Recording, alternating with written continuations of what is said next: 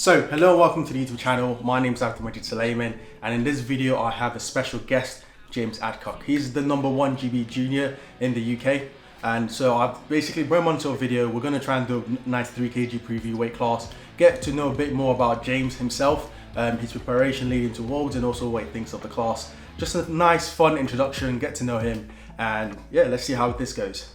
So, hello James, thank you for coming on. So I just quickly wanted to ask you, you've obviously got so many accolades.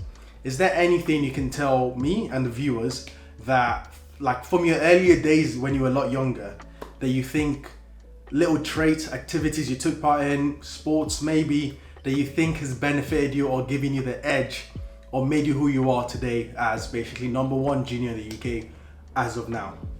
Are we talking training? If we're talking training, then I'm talking from, were you a competitive kid? Did you play sports? Did you do anything, you know? No, growing up it was football or boxing, kickboxing, that sort of stuff. I hate losing. It doesn't matter what I do, I hate losing. Okay, that gives us a bit of insight. I'm genuinely passionate, like it doesn't matter what we're playing. If I'm down a cage with my mates, I hate losing. Okay. Like, don't matter what we're doing, like but I mean in terms of training, like I do think I didn't grow up like typically, like when I started powerlifting, I didn't know anything about powerlifting, do you know what I mean? So it's like I didn't grow up or grow up like training like from, I think I started at like 18, 19. Okay. I didn't grow up maybe I started to be like, fair. I didn't grab a coach, I wasn't jumping on like specific training, it was just go hard, you know, like it was always like I'd jump in the gym and I'd just do squats and I'd do like a set of 10 and they'd be like a max out and I'd be like, right, cool, I'll do that like 3-4 more times till I just can't. So it was always like, I don't think that like separates people. I feel like you benefit, like long term you are going to benefit from just harder training. Especially I guess in days. Yeah, like, and I still neglected things. Like there's certain things that if I went back I wish I took more seriously, do you know what I mean? Like, but I don't know, I think just standard really, innit?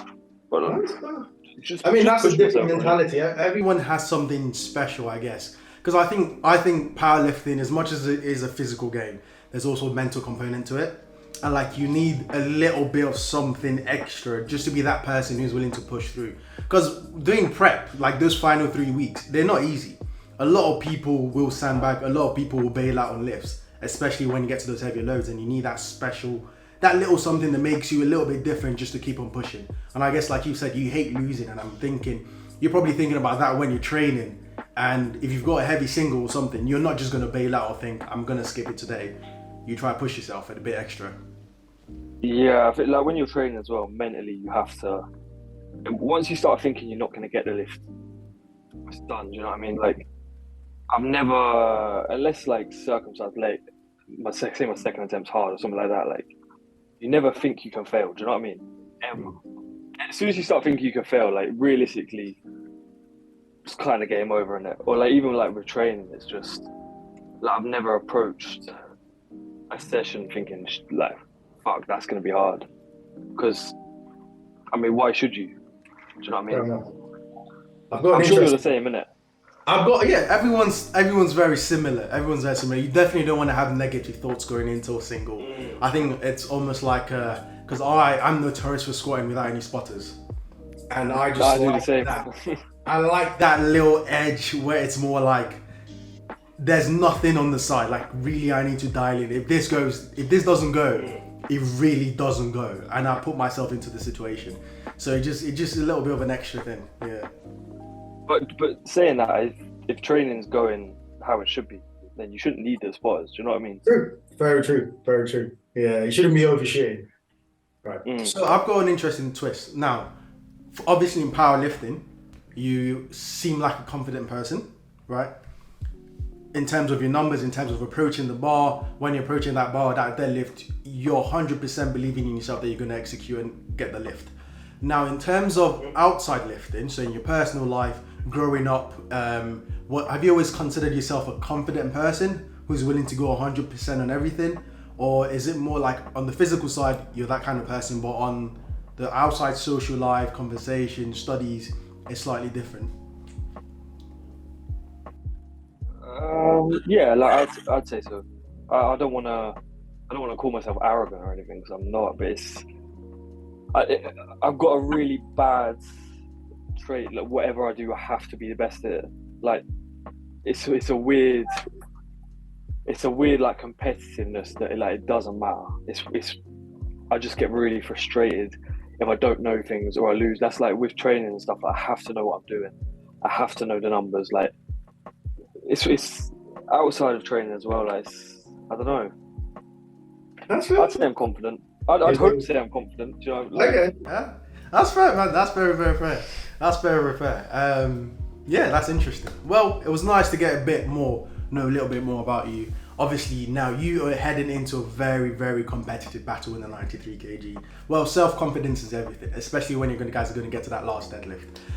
So in your weight class, I'll just quickly give a very quick rundown to everyone as to what the 93 kg class is. So we have in first place position, we have Rico from France, who has totaled 818 kg. I think his best numbers are 300.5 kg squat, 192.5. Yeah. I think he's doubled 300 in the gym, but he's squatted 300.5 in competition. He's benched 192.5 and then he's deadlifted 325 where he missed 335. Obviously Rico is a very strong athlete. He's not posted a lot of top set on social media. It's mostly high rep work. But he recently posted not too long ago 202.5 kg bench. What did you think of that bench? Obviously, it depends on if you can bring your meet day. It doesn't matter what you're doing training, it's what comes with a meet day. But 202.5 kg bench is a big bench in the 93 kg class, especially when bench isn't everyone's strong point. I mean, I wish I could do it, innit? But, yeah, like it's expected, though, innit? He's a big bencher. Like he's been benching in and around like 190 to 200 for a couple of years now, I think. So, and he's also crazy young. I didn't realize he's only 20. Yeah, he's 2001. That's insane. That's mad. That is crazy. It is insane. Well, next up, obviously, we have you representing Team GB, our #1 junior, going all the way to Worlds. Depending on what points you decide to use, whether it's GL or dots, we'll take you as #1 irrespective. You have an 811 kg total. Your best lifts is a 303 kg squat, a 165 kg bench, and a 343 kg deadlift. Impressive numbers, but obviously I think everyone knows on that day you were not going all out. You had your own plans, you're trying to target certain things, and obviously in training you've done a 305 kg squat, ridiculously easy. I mean, I saw your coach behind you, Owen. He was just smiling his face off when he did that squat. A 330 double on deadlifts. Pape behind you again looked like he was happy not to be in the 93s anymore. And he was happy to be. He'll never show it. Even if he was happy, he won't show it. I mean, he did. That's the most emotion I've seen Pape show in a long time. So he kind of nodded and then looked away and was like, that's... But a little smirk out of it. Yeah, that's the most emotion you get out of him. And then obviously bench, we don't see it a lot, but I'm hoping obviously bench training has been improving and you've been putting the work in there. So what are your thoughts going into IPF Worlds? If you just quickly give us a brief rundown. You don't need to tell us your numbers because obviously you want to keep that private for yourself, you know, play your mind games and everything. But how's training going? How are you feeling for the competition and whatnot? Training's training, isn't it? Like it's all right. It's good. It's standard prep. Like mentally, I'm in a good place. Training's good. Physically, I'm in a good place. It's like just see what happens, innit? Like I haven't been. Obviously, people show what they want to show, but hide what they want to hide. So it's good though. Like I'm enjoying it. That's good. I'm excited as well. Like I think more than anything, I'm actually excited for a comp. Yeah. So, yeah, I think the 93 should be fun.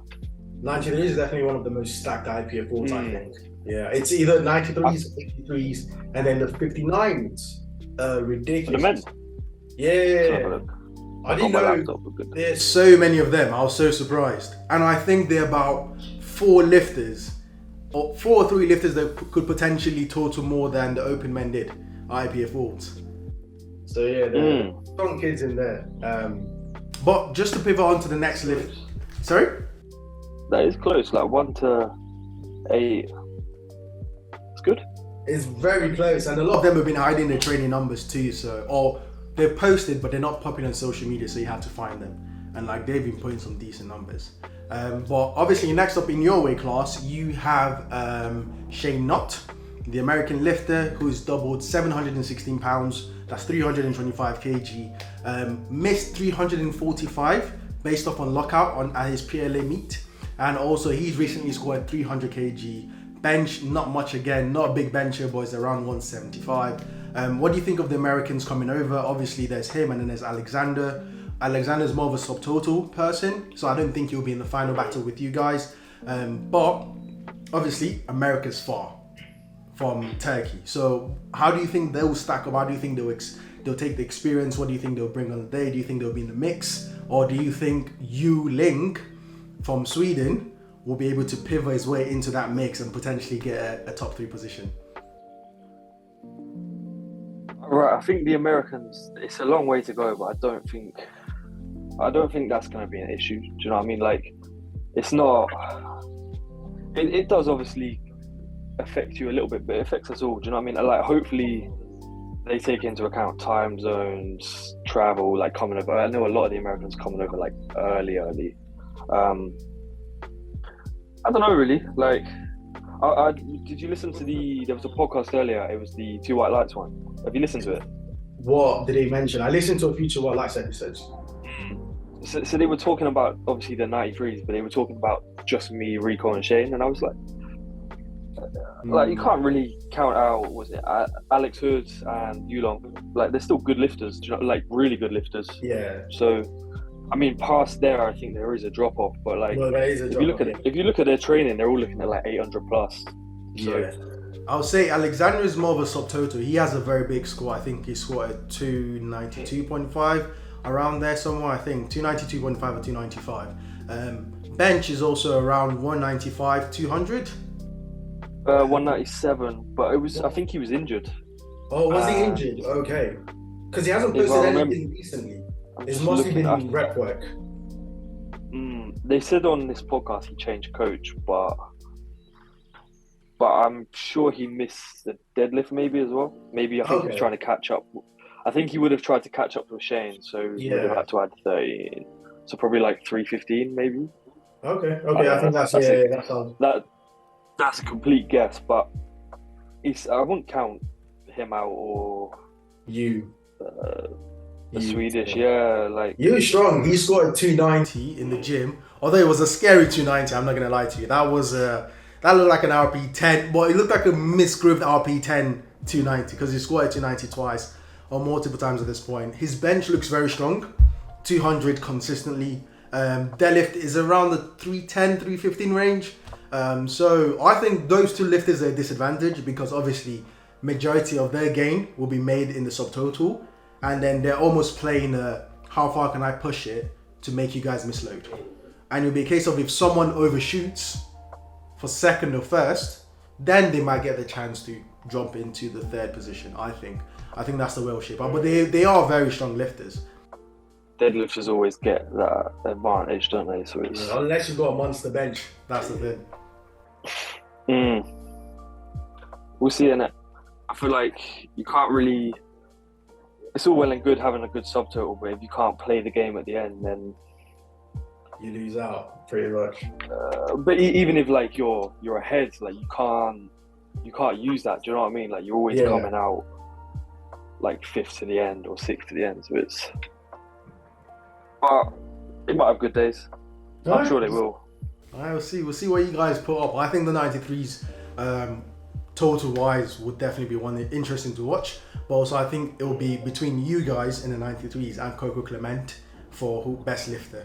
I think that's where that's. Do you think? I think so. I honestly think so. Yeah. I have an 83 down. I'm going with 83s. 83s? I don't. Okay. This is going to be an interest. I don't think we can save this. Hopefully I'll get Nathan on and we'll have a chat with Nathan and see what he says. It's hard for me to see any of the 83s crossing 800 kg total. No, I don't. I think anywhere between 780 and 790 wins it. So yeah, exactly. 780, 790. GL points wise, I think that puts them around 110, maybe 111. No, what's Uran's at? Uran's Yours just is below you. 110. Is it 110? 110, 109 point something, I believe. Yeah. And he's 787? Yes. Okay, maybe 199. Yeah, so it's a tough call. But we'll see how things stack up eventually. Hopefully we delve into the 83s later on. But very quickly, if you want to give your picks as to how you think the 83s will go down, you can let us know. What do you think? I'll back Nathan. Okay. I don't want to, but I really don't want to. But I'll back Nathan. And then I think is it Edo? The Italian. I think he won last year. He's done a couple of meets this year. He's done an international. I back him for third because I just feel like it's between Manders and Jin, and someone's going to end up having to pull something they can't pull. But I don't know. I feel like someone's gonna have to go for something and drop. Yeah. So I'm gonna go Nathan, Manders, Jin, Edo. Okay. That's fair. I think that's very fair. We'll see how things shake up. Definitely we'll delve into the 83s properly next time. Who did you pick for the 93s? I was going to ask. Oh, so I picked so for the 93s. So the King of the Lifts one, yeah. Yeah. So for 93s, I favoured deadlifters. If you've known by now, I think if you have the final deadlift, you get the final say pretty much. So I put you because I think you're one of the bigger pullers in the 93 kg class, and then I put Rico for my second position, and then in third position I have Shane Nutt for third position. So basically very similar to what's on the Good Lift nominations page. But I think that first and second position is going to be tight because it's going to be a case of how much can Rico push his subtotal and how much can you push your deadlifts to catch up with whatever Rico's done in his subtotal. It's a cat and mouse game that's going on. So yeah, we'll see how things turn up on the day. I think it'll be a battle, 100% down to the line. It's just Nathan you don't rate then. I rate Nathan. I definitely rate Nathan 100%. I think Nathan will do somewhere between 780 to 790 kg total. My problem is, right, Nick. That 362.5 kg pull, no straps, right? I think he's sitting comfortably in the body weight in the weight class. That's he come up, no? I'm sure he come up. Did he not come up? I'm sure he was at 74. Yeah, so that he's sitting comfortably in the 83s, definitely. Right? Never. Yeah. Yeah. So that is a very 362 is a big deadlift. That's a big deadlift. You got to factor in everything. Like if he doesn't execute. Sorry, if he couldn't do, for example, that I know he was injured. In Canada, then it's a long way to go. I feel like it's ambitious and it could probably happen, but what's his best in meet? 760. So what's that? 345? I think that's 345. And that was last year as well. Okay. Yeah. So, and he weighs very underweight. He is underweight. I think the issue with Nick Manders is, we'll delve into this deeper, but squat depth.